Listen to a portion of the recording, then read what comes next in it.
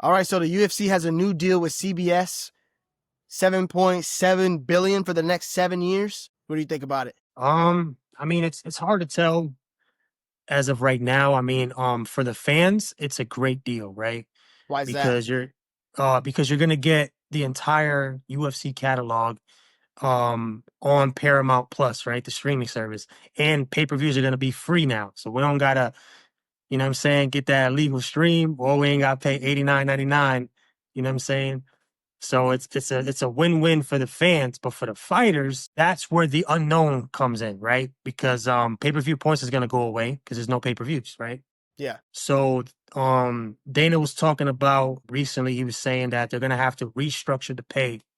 They're supposed to be meeting in like September with the finance and kind of come up with a new payment structure that's going to benefit the fighters. He also said that obviously the bonuses are going to go up from 50,000 to, so on the surface it seems like it's going to be also a good deal for the fans, but until we get more information on that, I mean, we really don't know. So it's an interesting situation, right? Yeah, So So, it's so what changes about how we view it now? So now is it anybody who's already subscribed to Paramount Plus, we get to watch yes, the UFC? yeah, so they were saying that with the ESPN deal, to be a UFC fan, it was costing over $1,000 a year Yeah, if to you buy wanted all to those watch every UFCs. pay-per-view. Whereas now, Paramount Plus, it's like $12.99 for a monthly subscription. I already So they're have that. saying, Yeah, like I already have yeah, Paramount Plus subscription. exactly. So they're saying that to be a UFC fan now, it's gonna cost like $150 So because what the does that UFC pay. mean for the pay-per-views? It just becomes a number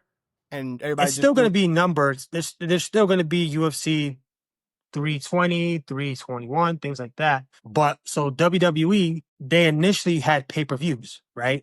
Their big events, WrestleMania and such, were pay-per-views, right? And then they did a deal with Peacock, years ago. That deal is obviously ending.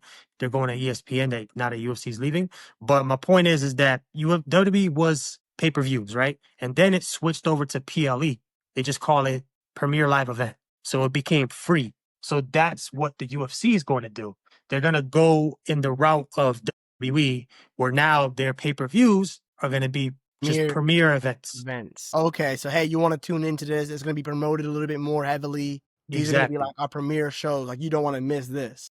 It's still going to be. Dana said that it's everything about the pay-per-view in as far as the way it's promoted, the way the cards are stacked, everything on the surface is going to be the same, but it's just going to be free, right? Same thing. They're still going to stack the cards. They're still going to treat it like it's a pay-per-view because the UFC is not losing. They got 7.7 bill. They probably getting more money with this deal than they were getting before with the pay-per-view model. I mean, we got to talk about that for a second. Like $7.7 billion is crazy. That's $1.1 billion a year. You know what's even crazier? The UFC sold for 6.6 bill. The company now, a couple years later, they got a streaming rights deal for 7.7. A streaming deal is worth more than what the UFC was sold for. That is crazy, right? That's safe And to say then that. I mean, we're getting up there with like, I mean, they're competing with basketball, football, and all these sports exactly, at this point. At this rate, they're probably going to become even bigger than those. they're definitely going to be. This deal alone is going to get them bigger within the next 7 years. I mean, we don't even know what the way that this sport is going to even progress now. Because if you look at the ESPN deal, this is even crazier, right? When they signed the ESPN streaming deal, that was for 500 and something million. Now, fast forward 7 years later, 7.7 bill for their next streaming deal with Paramount. For yo, think about $1.1 billion a year. That means if you pay, because who's the highest paid fighter you would say in the UFC right now? That's active. Not including John Jones. That's active. It's hard to say. I would probably say Adesanya still. Maybe Alex Pereira. Adesanya, Alex Pieta, right? Ilya just became a double champ, so maybe he's touching something like that now. So let's just say like Ilya, Adesanya, Islam, Pieta, those types of fighters, right? Now, what's the most you think any of them are probably like taking home, like at best? Like, let's be nice, let's be generous. I Like 20 mean, million? I would say, yeah, I'd say between just UFC pay, no sponsorships, no bonuses, none of that. just their base salary, I'd say between 5 to 10 mil. 5 to 10 mil, but add in the bonuses though, because the bonuses count. They get a little hundred So thousand bonus, bonuses whatever. and pay-per-view points, Pay-per-view point, add everything. and then we probably going towards the 10 to 15 mil. 15. Let's be nice. Let's say $20 million. Okay. Let's be generous, all right? So we're gonna say $20 million. Let's say we just named 4 people that were making that, right? Let's be really nice and say they all fight 3 times a year. All of them, which is not true. That does not happen. They do not fight 3 times a year. But let's say if they did fight 3 times a year, all 4 of them.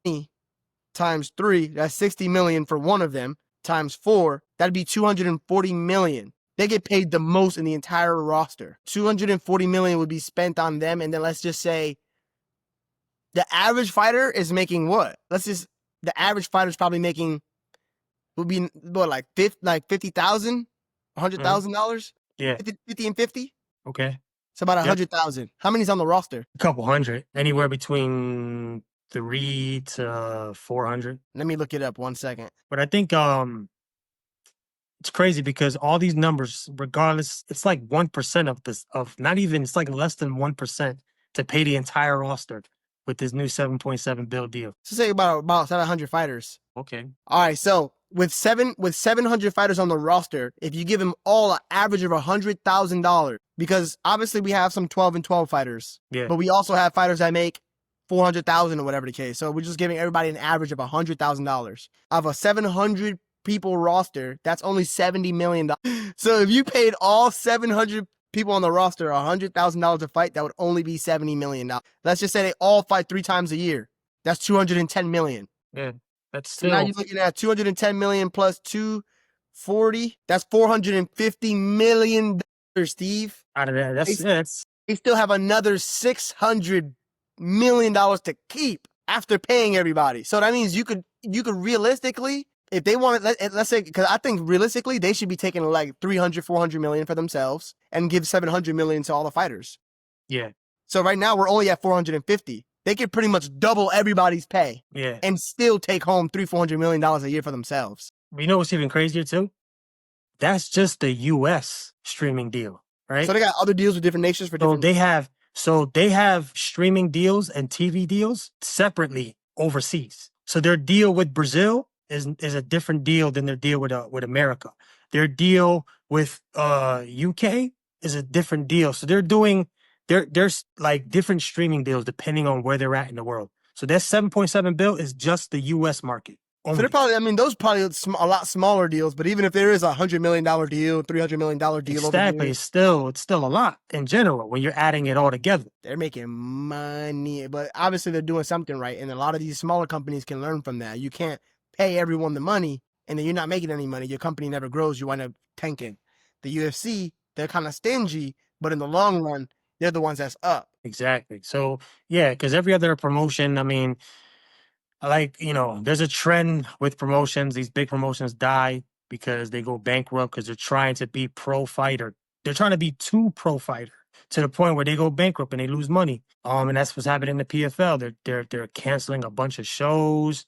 Fighters are leaving because they're unhappy for, different reasons. Like they're just trying to set a standard that's not obtainable. Can't. And it's hard to compete with the UFC, especially because the UFC doesn't cross promote. They're like, hell nah, we're not sharing. So Exactly. it's damn near impossible. You have to do something different. You have to do dirty boxing. You have to do bare knuckle MMA. You got to get in a different lane and start your own path. I think as far as MMA goes, you're either going to be a feeder organization to the UFC or there's no really space for anybody else. You got to just be feeders. Everyone else, you got to go to a different sport. It's very difficult to be an MMA fighter. Just because, like you said, there's less outlets to go to make good money. It's just the UFC. And be consistent. Not just make good money. You can make money, but consistent. The UFC, you're gonna like Patchy Mix just fought. Boom, he's booked again. Fighters just fought. The dude just fought in Contender Series this Tuesday. What's his name? He's fighting. I can't remember his name, but he's Hamza boy. He's fighting on Saturday. Yeah. It's not like that in these other promotions. The UFC gets busy. Like you're gonna get work. You know what I'm saying? Exactly. So yeah. So it's very difficult to be an MMA fighter to be successful and like you said, make money consistently. Good job.